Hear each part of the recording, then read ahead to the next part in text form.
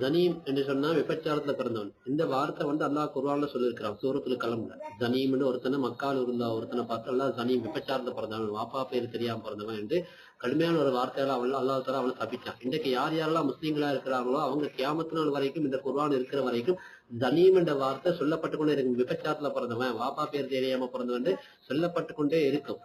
யார் அவன்? எதற்காக அல்லாஹ் தஆலா இப்படி அவனை சொன்னான்? அவன் அப்படி என்ன குற்றம் செய்தான்? அவனை விபச்சாரத்தை பிறந்தவன், அப்பம் பெயர் தெரியாம பிறந்தவன் அல்லாஹ் சொல்ல காரணம் என்ன? எல்லா முஸ்லீம்களாலையும் கியாமத் நாள் வரைக்கும் அப்படி அவன் செத்ததுக்கு பிறகும் இன்று வரைக்கும் சொல்லப்பட்டு கொண்டு இருக்குது. கியாமத் நாள் வரைக்கும் அப்படி சொல்லப்படுவதற்கு காரணம் என்ன? அவன் என்ன பெரிய குற்றம் செய்தான் என்பதை பற்றி இன்ஷா அல்லாஹ் அந்த ஜனீம் என்பதற்கான விளக்கத்தை இன்றைய தினம், அதாவது 8/8/2026 இன்றைய தினம் சனிக்கிழமை 8 மணிக்கு பின்னால இன்ஷா அல்லாஹ் எங்களுடைய யூடியூப் பெரிய வீடியோல நீங்க பாருங்க.